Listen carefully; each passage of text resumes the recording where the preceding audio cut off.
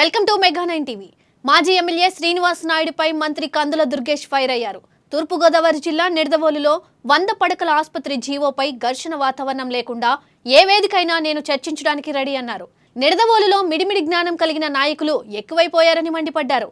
మీకు వ్యాపారాలు ముఖ్యం, నేను రాజకీయాలే పరమావధిగా ముందుకు సాగుతున్నా, నేను మొదటిసారి ఎమ్మెల్యే అయ్యాను అనే మీ వ్యాఖ్యలు మీ అవివేకానికి నిదర్శనమన్నారు మంత్రి కందుల దుర్గేష్. ఈ మధ్యకాలంలో నిడదవోలు నియోజకవర్గంలో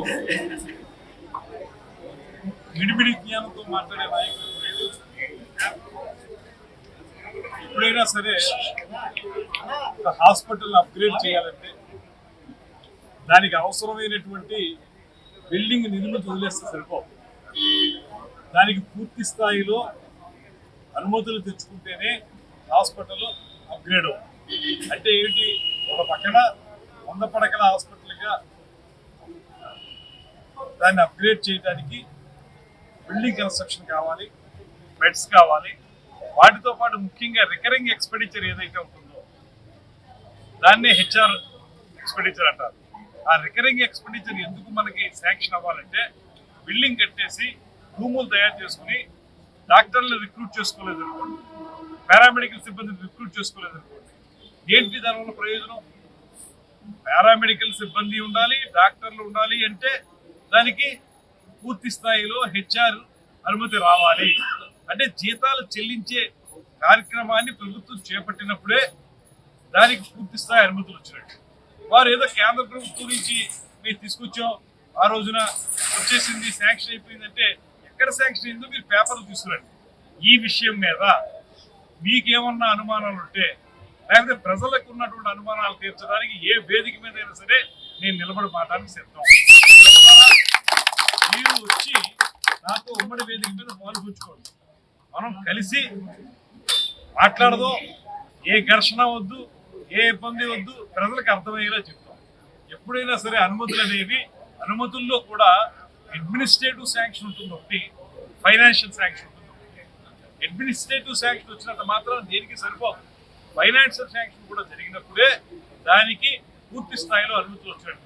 అదేవిధంగా హాస్పిటల్కి సంబంధించి ఎప్పుడైనా కూడా హెచ్ఆర్ పాలసీ క్రియేట్ అయిన తర్వాతే వాళ్ళు ఉద్యోగస్తులకు వచ్చేటువంటి రికరింగ్ ఎక్స్పెండిచర్ ఏదైతే ఉంటుందో దానికి అనుమతులు తెచ్చుకున్న తర్వాత మాత్రమే దాన్ని హాస్పిటల్ని మనం అప్గ్రేడ్ చేసినట్టుగా పూర్తి స్థాయిలో అనుకుంటాం.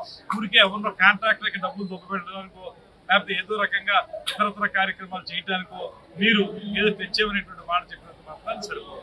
దాంతోపాటు ఆయన ఒక అడుగు ముందుకేసి మాజీ ఎమ్మెల్యే గారు, ఆయనకి మరికి ఏ రకంగా నేను ఎంతకాలం నుంచి రాజకీయాల్లో తిరిగానో, ఎంతకాలం నుంచి రాజకీయాల్లో ఉన్నానో, విద్యార్థి దశ నుంచి రాజకీయాల్లో ఉన్న విషయం ఆయనకు తెలుసు వారి తండ్రి గారి ద్వారా. అలాంటిది మరి ఆయన కొత్తగా ఎమ్మెల్యే అనేటువంటి పదం ఉపయోగించాడు. నేను ఒకటే చెప్తున్నాను, మీరు అసలు 2019లో ఎమ్మెల్యే అయ్యే నాటికి, అప్పటికి 2 సంవత్సరాల క్రితం 2007లోనే నేను చట్టసభలకు వెళ్ళినోండి. 2007 నుంచి 2013 వరకు శాసనమండలి సభ్యుడిని అయ్యాను. అధికార పార్టీ ఎమ్మెల్సీగా పూర్తి స్థాయిలో నేను అధికారాలను వినియోగించి అనేక అభివృద్ధి కార్యక్రమాలు చేశాను. ఒకసారి తెలియకపోతే మీకు అంత తీరికుండదు, ఖాళీ ఉంటే మీ వ్యాపారం చూసుకుంటారు కాబట్టి మీరు రాజకీయాల గురించి అర్థం చేసుకునేటువంటి అవకాశం మీకు లేదు కాబట్టి తెలియదేమో. కానీ ఒకసారి చూడండి, నేను చదువుకున్నప్పుడే నేను పోస్ట్ గ్రాడ్యుయేషన్ పూర్తయిన వెంటనే స్టేట్ డ్రైనేజ్ బోర్డు డైరెక్టర్ చేసి స్థాయిలో నేను రాజకీయాలే పరమావధిగా ఉన్నాను. ఎప్పుడు కూడా రాజకీయ తప్ప నేను ఏ రకమైనటువంటి కార్యక్రమాలు చేయలేదు. పూర్తిగా శాసనమండలి సభ్యుడు 6 సంవత్సరాలు చేశాను.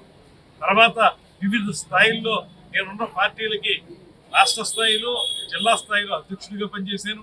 ఇవన్నీ చేసి ఇవాళ పవన్ కళ్యాణ్ గారి యొక్క పూర్తి స్థాయి ఆశీస్సులతోటి నేను మంత్రిని అయ్యాను.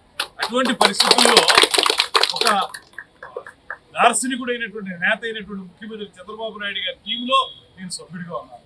ఇది నా యొక్క రాజకీయ కార్యక్రమాల పరంపరకి ఒక ఉదాహరణ తప్పితే మీరేదో కొత్తగా వచ్చాడు, కొత్తగా ఎమ్మెల్యే అయ్యాడు, కొత్తగా మంత్రి అనేటటువంటి మాటలు మీరు ఉపయోగించడం వల్ల మీ అవివేకం, మీ అజ్ఞానం బయటపడుతుంది తప్పితే మరొకటి కాదు అనేటువంటి మాట.